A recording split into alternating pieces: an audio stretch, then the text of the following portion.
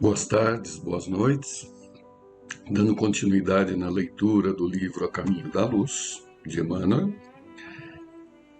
Entramos hoje naquele, mais da metade do livro, no trecho em que a vinda de Jesus coroou a preparação da terra através do conhecimento grego e através das estruturas familiares de Roma. É interessante que todo o livro de Emmanuel, o enfoque dele é justamente, com razão, jogar luz sobre a figura do Cristo. Porque as nossas vidas, elas estão colocadas nas mãos de Jesus. Desde a formação do planeta, desde a vinda dos espíritos de outros orbes, todos nós estamos sob a tutela de Jesus. E a vinda dele é dentro de um plano de evolução do planeta e um plano de evolução dos espíritos que habitam o planeta. Plano é mais do que programação, uma sucessão de programações é que faz um plano. Então todos nós estamos dentro de um plano evolutivo, Esse plano evolutivo ele é subdividido em programações vinculadas a cada uma das encarnações, mas há um projeto, Portanto, o destino da Terra, a destinação da Terra, ela já está traçada, cuja aplicação é que depende do livre-arbítrio de todos, Mas o seu fim, como um planeta feliz, está escrito, E Jesus vem justamente cumprindo as suas promessas, ocupar uma encarnação neste mundo de provas e expiações para, através do seu exemplo, nos conduzir para a mudança, a evolução mental, E eu vou procurar me ater aqui bastante no texto, que ele é preciso, Então vamos lá, a grande lição. Sim, o mundo era, naquela época, um imenso rebanho desgarrado. Cada povo fazia da religião uma nova fonte de vaidades, salientando-se que muitos cultos religiosos do Oriente caminhavam para o terreno franco da dissolução e da imoralidade. Mas o Cristo vinha trazer ao mundo os fundamentos eternos da verdade e do amor. Sua palavra mansa e generosa reunia todos os infortunados e todos os pecadores. Escolheu os ambientes mais pobres e mais desataviados para viver a intensidade de suas lições sublimes, mostrando aos homens que a verdade dispensava o cenário suntuoso dos areopagos, dos fóruns e dos templos, para fazer-se ouvir na sua misteriosa beleza. Então é o contraponto de tudo que a materialidade, o mundo cultuava, que é a conquista pessoal, que é a sobreposição sobre o outro, sobre as conquistas, o poder e a posse. Ele justamente exemplifica na sua vida o oposto. O oposto. Suas pregações na praça pública verificam-se a propósito dos seres mais desprotegidos e desclassificados, como a demonstrar que a sua palavra vinha reunir todas as criaturas na mesma vibração de fraternidade e na mesma estrada luminosa do amor. Combateu pacificamente todas as violências oficiais do judaísmo, renovando a lei antiga com a doutrina do esclarecimento, da tolerância e do perdão. Espalhou as mais claras visões da vida imortal, ensinando às criaturas terrestres que existe algo superior às pátrias, às bandeiras, ao sangue e às leis humanas. Sua palavra profunda, enérgica e misericordiosa refundiu todas as filosofias, aclarou o caminho das ciências e já teria irmanado todas as religiões da terra, se a impiedade dos homens não fizesse valer o peso da iniquidade na balança da redenção. André Luiz nos ensina, né, que o nosso cérebro, né, ele pode ser dividido como se fosse um edifício com 3 andares, né? O primeiro andar são isso é metaforicamente falando, né? Aquelas preocupações do passado, as memórias, as lembranças, né? Os hábitos, os vícios é o passado. O segundo andar, que é o presente, né? É o que eu tenho consciente, é o que eu faço, é o que me é claro agora. E o terceiro andar, que é o futuro, né? O que a esperança, a expectativa, o que se busca, né? Os sonhos. E pelo que a gente lê, né? Nós precisamos entender que andar estamos ocupando, né?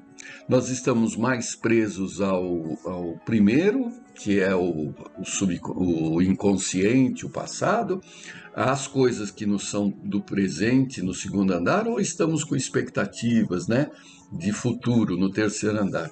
E pelo que a gente lê aqui, nós ainda temos uma prisão enorme nesse primeiro andar, né? Por quê? Porque continuamos a alimentar valores, né, que Jesus combateu há 2000 anos. Né?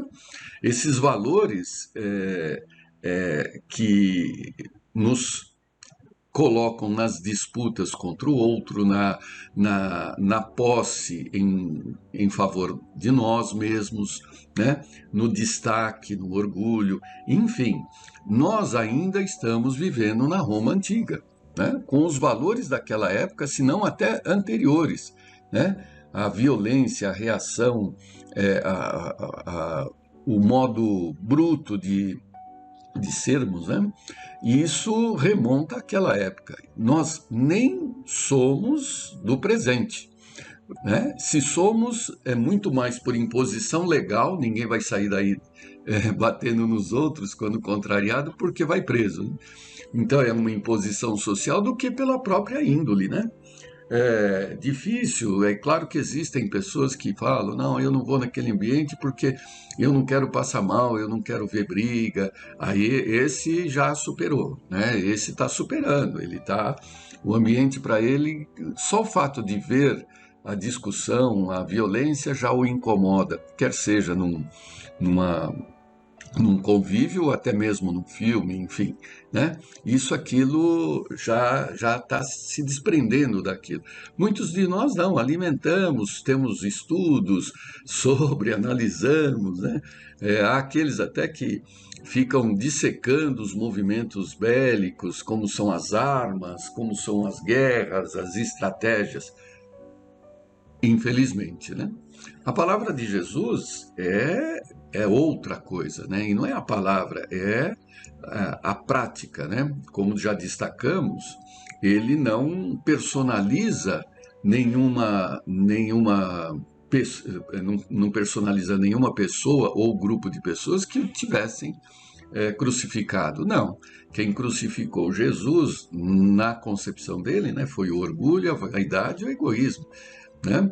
Tentamos jogar para Judas Iscariote a pessoa do traidor, mas não faz sentido, porque, né, ele só teve reflexo que outros também tiveram, né? A ação dele só teve reflexo porque outros aceitaram.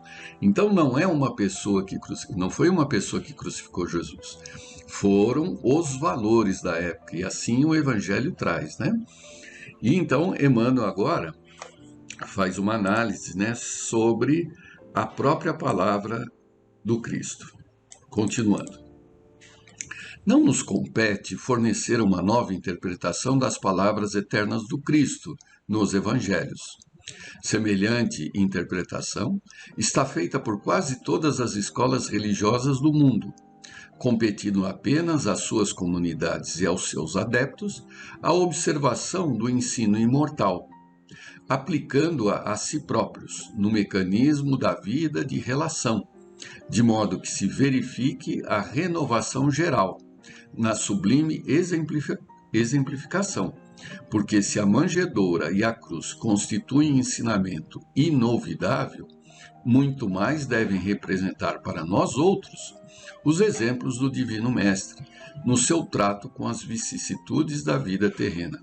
Então, João já colocava que Deus é Deus dos vivos, não dos mortos.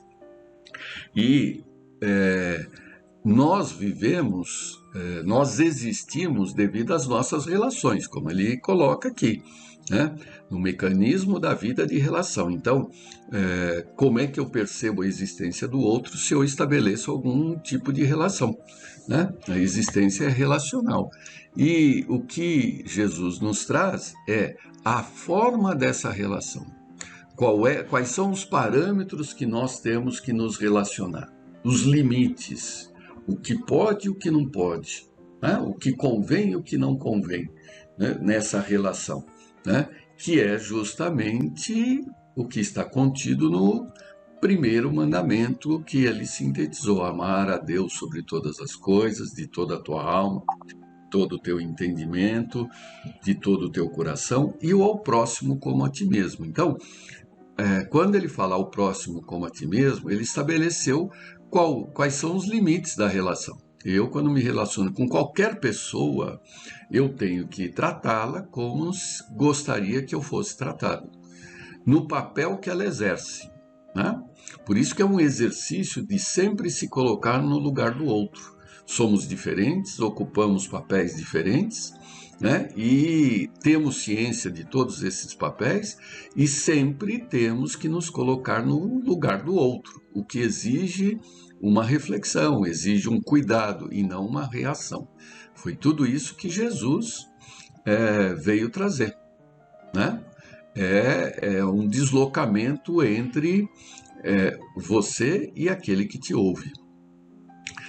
Continuando, de suas lições inesquecíveis decorrem consequências para todos os departamentos da existência planetária, no sentido de se renovarem os institutos sociais e políticos da humanidade, com a transformação moral dos homens dentro de uma nova era de justiça econômica e de concórdia universal. Ora, se nós individualmente estamos ainda pensando como se fôssemos romanos há 2000 anos, talvez até antes, mais ainda é a sociedade. A sociedade, ela estimula a competitividade, a concorrência, o egoísmo, né? Os institutos, de modo geral, eles destacam o personalismo, né? Haja vista as seleções para trabalho, é sempre o mais competente, é sempre o mais inteligente, é sempre o mais culto, é aquele que realiza mais, que entrega mais, né? A gente sempre brinca.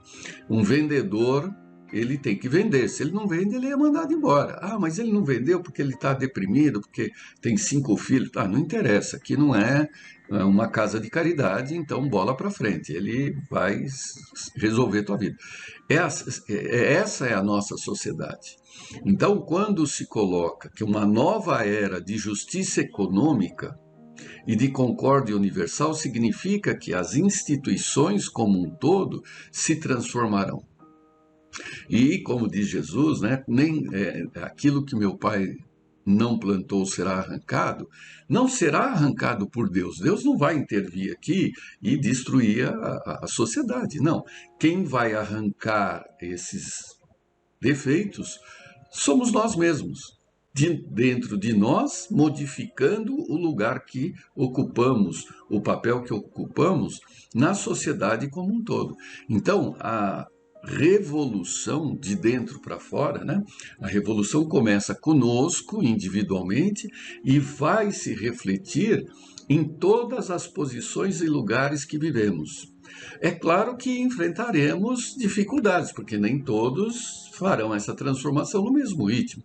E essa resistência é natural e é normal.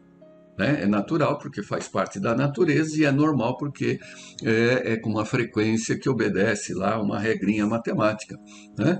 Então, quando se fala em planeta de regeneração, é nesse aspecto. né? Regenerar significa rever as posições, rever a forma de atuar, rever os valores, princípios e as destinações de cada uma das instituições. Né? Temos, felizmente, uma oportunidade de estagiar numa casa espírita em que, a todos os instantes, somos compelidos a exercitar isso, a começar por nós e naquele lugar, porque não existe outro mais propício para tal. Né? É numa casa religiosa que se espera que todos seus praticantes, né, exercitem o evangelho. Né? E é assim mesmo, graças a Deus temos essa oportunidade desse estágio, né? Estágio aqui na Terra, né? Aqui na Terra, porque na espiritualidade essas instituições elas já estão constituídas e plenamente obedecidas entre si. Agora aqui na Terra é algo a ser feito nos próximos milênios, né? Continuando, Emmanuel. Pode parecer que as conquistas do verdadeiro cristianismo sejam ainda remotas, em face das doutrinas imperialistas da atualidade. Mas é preciso reconhecer que 2000 anos já dobraram sob a palavra divina. Né?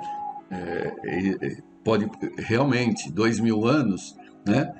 Pela transformação dos valores, um romano, se tivesse reencarnado hoje, né, numa única vez, ele desencarnou lá em Roma e agora esse soldado reencarna aqui, ficou 2000 anos sem encarnar.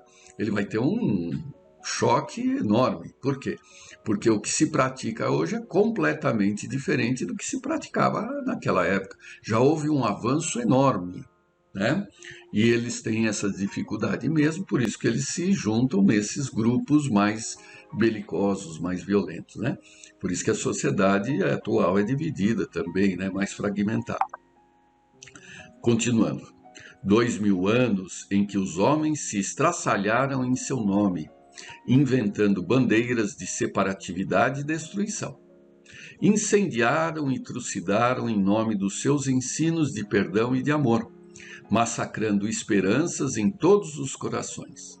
Contudo, o século que passa deve assinalar uma transformação visceral nos departamentos da vida. Veja, o século que ele está falando é o século passado, hein? A dor completará as obras generosas da verdade cristã, porque os homens repeliram o amor em suas cogitações de progresso. Repeliram o amor e a figura de Deus, né? Principalmente nas últimas décadas. Né? Continuando.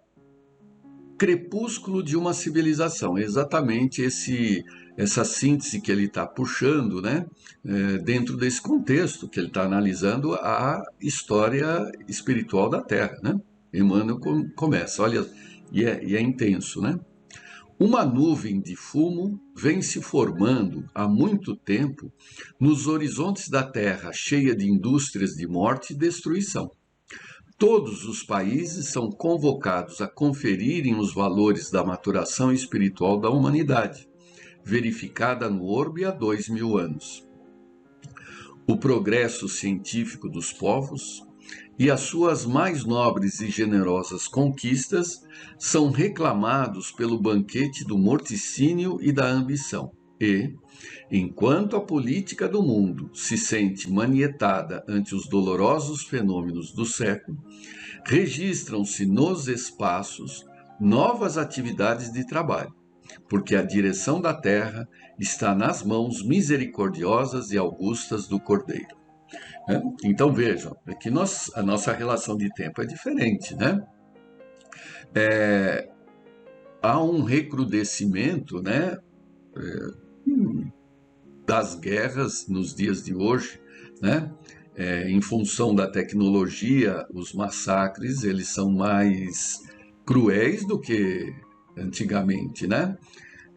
Cruéis não no sentido do tete a tete, né? A Primeira Guerra, a Grande Guerra Mundial, foi uma das mais cruéis porque se lutava ainda com baioneta, então você via o rosto do seu inimigo, né? é, as trincheiras, não tinha ainda, tinha algumas tropas que ainda tinham cap, não tinha nem o capacete foi criado nesta época, foi a época em que se desenvolveu bastante a cirurgia plástica, diante dos ferimentos na face, quando você está entrincheirado. Essa foi a crueldade mais tete a tete. Hoje ela é tecnológica, então de um container você dizima um quarteirão inteiro por satélite, né? Então criou essa distância quase impessoal, mas a crueldade continua sendo enorme, né?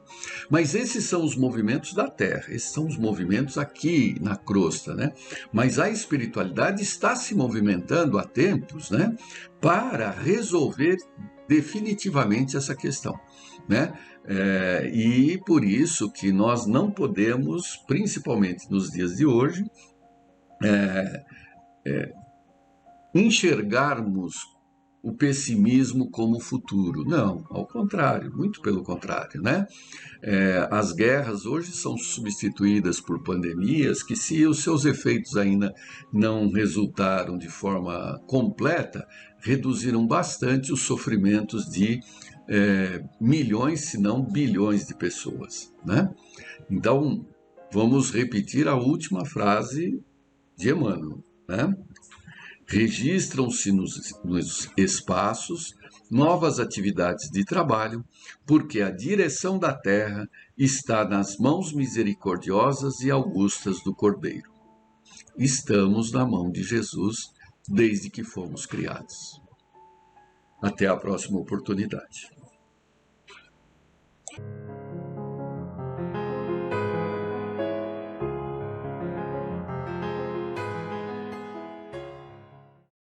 Queridos irmãos, vamos a mais uma leitura do Evangelho segundo o Espiritismo por Allan Kardec. Vamos ver no capítulo 14, Honra a teu pai e a tua mãe. Item 1. Sabes os mandamentos: não cometas adultério, não mates, não furtes, não digas falso testemunho, não cometas fraudes, honra a teu pai e a tua mãe. Marcos capítulo 10, versículos 19, Lucas capítulo 18, versículos 20, Mateus capítulo 19, versículo 19. 2. Honrarás a teu pai e a tua mãe, para teres uma dilatada vida sobre a terra que o Senhor teu Deus te há de dar. Decálogo, Êxodo 20, 12. Vamos ao item 9, onde vemos aqui o apontamento de Allan Kardec e a instrução dos espíritos, a ingratidão dos filhos e os laços de família. Uma mensagem de Santo Agostinho, dada em Paris, 1862. A ingratidão é um dos frutos mais imediatos do egoísmo e revolta sempre os corações virtuosos. Mas a dos filhos para com os pais tem um sentido ainda mais odioso. É desse ponto de vista que a vamos encarar mais especialmente para analisar-lhe as causas e os efeitos. Nisto, como em tudo, o Espiritismo vem lançar luz sobre um dos problemas do coração humano. Quando o espírito deixa a terra, leva consigo as paixões ou virtudes inerentes à sua natureza e vai no espaço aperfeiçoar-se ou estacionar até que deseje esclarecer-se. Alguns, portanto, levam consigo ódios violentos e desejos de vingança. A alguns deles, porém, mais adiantados, é permitido entrever algo da verdade. Reconhecem os funestos efeitos de suas paixões e tomam então boas resoluções. Compreendem que, para se dirigirem a Deus só existe uma senha: a caridade. Não a caridade sem esquecimento das ofensas e das injúrias. Não há caridade com ódio no coração e sem perdão. É então que, por um esforço inaudito, voltam o seu olhar para os que detestaram na terra. À vista deles, porém, sua animosidade desperta. Revoltam-se à ideia de perdoar e ainda mais a de renunciarem a si mesmo, mas sobretudo a de amar aqueles que lhes destruíram talvez a fortuna, a honra, a família. Não obstante, o coração desses infortunados está abalado.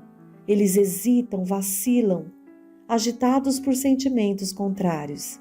Se a boa resolução triunfa, eles oram a Deus e imploram aos bons espíritos que lhes deem forças no momento mais decisivo da prova. Enfim, depois de alguns anos de meditação e de preces, o espírito se aproveita de um corpo que se prepara na família daquele que detestou e pede aos espíritos encarregados de transmitir as ordens supremas permissão para ir cumprir sobre a terra os destinos desse corpo que vem de se formar. Qual será então a sua conduta nessa família? Ela dependerá da maior ou menor persistência de suas boas resoluções. O contato incessante dos seres que ele odiou é uma prova terrível, da qual às vezes sucumbe, se a sua vontade não for bastante forte. Assim, segundo a boa ou má resolução que prevalecer, ele será amigo ou inimigo daqueles em cujo meio foi chamado a viver. É assim que se explicam esses ódios, essas repulsas instintivas que se notam em certas crianças e que nenhum fato exterior parece justificar. Nada, com efeito, nessa existência poderia provocar essa antipatia. Para encontrar-lhe a causa, é necessário voltar os olhos ao passado. Ó espíritas, compreendei nesse momento o grande papel da humanidade. Compreendei que, quando gerais um corpo, a alma que se encarna vem do espaço para progredir. Tomai conhecimento dos vossos deveres e ponde todo o vosso amor em aproximar essa alma de Deus. É essa a missão que vos está confiada e da qual recebereis a recompensa se a cumprirdes fielmente. Vossos cuidados, a educação que lhes derdes, auxiliarão o seu aperfeiçoamento e sua felicidade futura. Lembrai-vos de que a cada pai e a cada mãe Deus perguntará: que fizeste da criança confiada à vossa guarda? Se permaneceu atrasada por vossa culpa, vosso castigo será o de vê-la entre os espíritos sofredores, quando dependia de vós que fosse feliz. Então vós mesmos, carregados de remorsos, pedireis para reparar a vossa falta, solicitareis uma nova encarnação para vós e para ela, na qual a cercareis de mais atentos cuidados, e ela, cheia de reconhecimento, vos envolverá no seu amor. Não recuseis, portanto, o filho que no berço repele a mãe, nem aquele que vos paga com a ingratidão. Não foi o acaso que o fez assim e que lhe enviou. Uma intuição imperfeita do passado se revela, e dela podeis deduzir que um ou outro já odiou muito ou foi muito ofendido, que um ou outro veio para perdoar ou expiar. Mães, abraçai, pois, a criança que vos causa aborrecimentos e dizei para vós mesmas: uma de nós foi culpada. Merecei as divinas alegrias que Deus concedeu à maternidade, ensinando a essa criança que ela está na terra para se aperfeiçoar, amar e abençoar. Mas há muitas dentre vós, em vez de expulsar por meio da educação os maus princípios inatos, provenientes das existências anteriores, entretêm e desenvolvem esses princípios por descuido ou por uma culposa fraqueza. E mais tarde, o vosso coração ulcerado pela ingratidão dos filhos será para vós desde esta vida o começo da vossa expiação. A tarefa não é tão fácil como podereis pensar. Não exige o saber do mundo. O ignorante e o sábio podem cumpri-la, e o Espiritismo vem facilitá-la ao revelar a causa das imperfeições do coração humano. Desde o berço, a criança manifesta os instintos bons ou maus que traz de sua existência anterior. É necessário aplicar-se em estudá-los. Todos os males têm sua origem no egoísmo e no orgulho. Espreitai, pois, os menores sinais que revelam os germes desses vícios e dedicai-vos a combatê-los, sem esperar que eles lancem raízes profundas. Fazei como bom jardineiro que arranca os brotos daninhos à medida que os vê aparecer na árvore. Se deixardes que o egoísmo e o orgulho se desenvolvam, não vos espanteis de ser pagos mais tarde pela ingratidão. Quando os pais tudo fizeram para o adiantamento moral dos filhos, se não conseguiram êxito, não tem do que lamentar, e sua consciência pode estar tranquila. Quanto à amargura natural que experimentam pelo insucesso de seus esforços, Deus reserva-lhes uma grande, imensa consolação pela certeza de que é apenas um atraso momentâneo e que lhes será dado acabar em outra existência a obra então começada, e que um dia o Filho ingrato os recompensará com o seu amor. Deus não fez as provas superiores às forças daqueles que as pede, só permite as que podem ser cumpridas. Se isto não se verifica, não é por falta de possibilidades, mas de vontade. Pois quantos existem que, em lugar de resistir aos maus arrastamentos, neles se comprazem. É para eles que estão reservados o choro e o ranger de dentes em suas existências posteriores. Admirai, entretanto, a bondade de Deus que nunca fecha a porta ao arrependimento. Chega um dia em que o culpado está cansado de sofrer, o seu orgulho foi por fim dominado, e é então que Deus abre os braços paternais para o filho pródigo, que se lança aos seus pés. As grandes provas, escutai bem, são quase sempre o indício de um fim de sofrimento e de um aperfeiçoamento do espírito, desde que sejam aceitas por amor a Deus. E é um momento supremo, e é nele, sobretudo, que importa não falir pela murmuração, se não se quiser perder o fruto da prova e ter de recomeçar. Em vez de vos queixardes, agradecei a Deus que vos oferece a ocasião de vencer para vos dar o prêmio da vitória. Então, quando, saindo do turbilhão do mundo terreno, entrardes no mundo dos espíritos, sereis ali aclamado como soldado que saiu vitorioso do centro da refrega. De todas as provas, as mais penosas são aquelas que afetam o coração. Aquele que suporta com coragem a miséria das privações materiais sucumbe ao peso das amarguras domésticas, esmagado pela ingratidão dos seus. Oh, esta é uma pungente angústia. Mas o que pode nessas circunstâncias reerguer a coragem moral, senão o conhecimento das causas do mal, com a certeza de que, se há longas dilacerações, não há desesperos eternos, porque Deus não pode querer que a sua criatura sofra sempre. O que há de mais consolador, de mais encorajador do que esse pensamento de que depende de si mesmo, de seus próprios esforços, abreviar o sofrimento, destruindo em si as causas do mal? Mas para isso é necessário não reter o olhar na terra e não ver apenas uma existência. É necessário elevar-se, pairar no infinito do passado e do futuro. Então, a grande justiça de Deus se revela aos vossos olhos e esperais com paciência, porque explicastes a vós mesmos o que vos parecia monstruosidades da terra. Os ferimentos que recebestes vos parecem simples arranhaduras.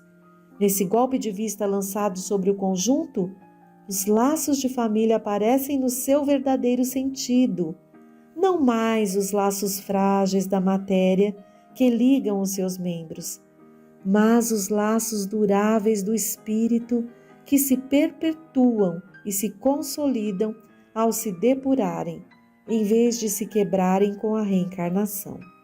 Os espíritos, cuja similitude de gostos, identidade de progresso moral e de afeição levam a reunir-se, formam famílias. Esses mesmos espíritos, nas suas migrações terrenas, buscam-se para agrupar-se, como faziam no espaço, dando origem a famílias unidas e homogêneas. E se, nas suas peregrinações, ficam momentaneamente separados, mais tarde se reencontram, felizes por seus novos progressos. Mas, como não devem trabalhar somente para si mesmos, Deus permite que os espíritos menos adiantados venham encarnar-se entre eles, a fim de aurirem conselhos e bons exemplos no interesse do seu próprio progresso. Eles causam por vezes perturbações no meio, mas é lá que está a prova, lá que se encontra a tarefa. Recebei-os, pois, como irmãos, ajudai-os e mais tarde, no mundo dos espíritos, a família se felicitará por haver salvo do naufrágio os que, por sua vez, poderão salvar outros. Lindíssimas as palavras desse trecho do Evangelho, ditas por Santo Agostinho, que tanto consolo traz ao nosso coração, que tanto entendimento pode nos favorecer ali quando temos dificuldades dentro do nosso próprio lar. Com esses ensinamentos e essa reflexão, temos recurso para poder identificar dificuldades então ali e transformá-las. Esses vínculos adoecidos muitas vezes, poder curá-los com a nossa boa vontade, com o nosso olhar, compreendendo ali o nosso passado, fazendo o melhor no presente, que é o momento da ação mais esclarecida com bases no Evangelho de Jesus, para um futuro melhor a todos. E vamos finalizar aqui com mais uma mensagem do livro Florações Evangélicas, pelo Espírito Joana de Ângeles, psicografado por Divaldo Pereira Franco. E é o capítulo 46, Bom Ânimo. E diz: hoje experimentas maior soma de aflições. Observaste a grande mole dos sofredores, mães desnutridas, apertando contra o seio sem vitalidade, filhos misérrimos desfalecidos, quase mortos, mutilados que exibiam as deformidades, a indiferença dos passantes na via pública, aleijões que se ultrajavam a si mesmos ante o desprezo a que se entregavam nos pontos de mendicância em que se demoram, ébrios costumazes promovendo desordens lamentáveis, enfermos de vária classificação, desfilando as misérias visíveis num festival de dor, jovens perturbados pela revolução dos novos conceitos e vigentes padrões éticos, órfãos. Pareceu-te mais tristonha a paisagem humana e consideras mentalmente os dramas íntimos que vergastam o homem na atual conjuntura social, moral e evolutiva do planeta. Examina as próprias dificuldades e um crepúsculo de sombras lentamente envolve o sol das tuas alegrias e esperanças. Não te desalentes, porém. O corpo é oportunidade iluminativa, mesmo para aqueles que te parecem esquecidos e que supões descendo os degraus da infelicidade na direção do próprio aniquilamento. Nascer e morrer são acidentes biológicos sob o comando de sábias leis que transcendem a compreensão comum. Há, no entanto, acompanhando todos os caminhantes da forma carnal, amorosos benfeitores interessados na libertação deles. Não os vendo, os teus olhos se enganam na apreciação. Não os ouvindo, a tua acústica somente registra lamentos. Não os sentindo, as parcas recepções de que dispões não anotam suas mãos. Quais asas de caridade a envolvê-los e sustentá-los. Perdido em meandros, o rio silencioso e perseverante se destina ao mar. Agitada e submissa nas mãos do oleiro, a argila alcança o vaso precioso. Sofrido o espírito nas malhas da lei redentora, atinge a paz. Ante a sombra espessa da noite, não esqueças o sol fulgurante mais além.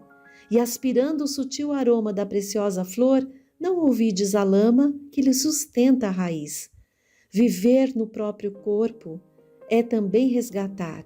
O espírito eterno, evoluindo nas etapas sucessivas da vestimenta carnal, se despe e se reveste dos tecidos orgânicos para aprender e sublimar.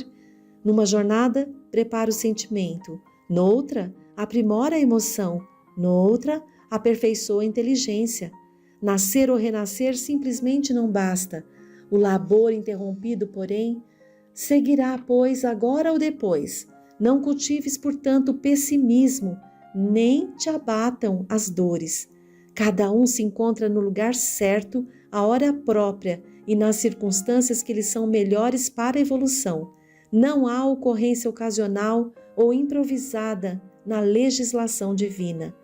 Quando retornou curado para agradecer a Jesus da morfeia de que fora libertado, o samaritano que formava o grupo dos 10 leprosos, conforme a narração evangélica, fez-nos precioso legado, o do reconhecimento. Quando o centurião afirmou ao Senhor que uma simples ordem sua faria curado seu servo, ofertou-nos sublime herança, a fé sem limites. Quando a hemorroíça, vencendo todos os obstáculos, tocou o Rabi, deixou-nos precioso ensino, a coragem da confiança. Identificado ao Espírito do Cristo, não te deixes consumir pelo desespero ou pela melancolia, sob revolta injustificada ou indiferença cruel. Persevera antes no exame da verdade e insiste no ideal de libertação interior, ajudando e prosseguindo. Além, porque se hoje a angústia e o sofrimento te maceram, em resgate que não podes transferir, amanhã rutilará no corpo ou depois dele o sol sublime da felicidade em maravilhoso amanhecer de perene paz. Entre aspas, tem ânimo, filhos. Perdoados são os teus pecados. Trecho de Mateus. Entre aspas novamente. Deus não dá prova superior às forças daquele que a pede. Só permite as que podem ser cumpridas. Se tal não sucede, não é que falte possibilidade, falta a vontade. Do capítulo 14, item 9, que acabamos de ler. Um abraço carinhoso a todos e até o próximo encontro.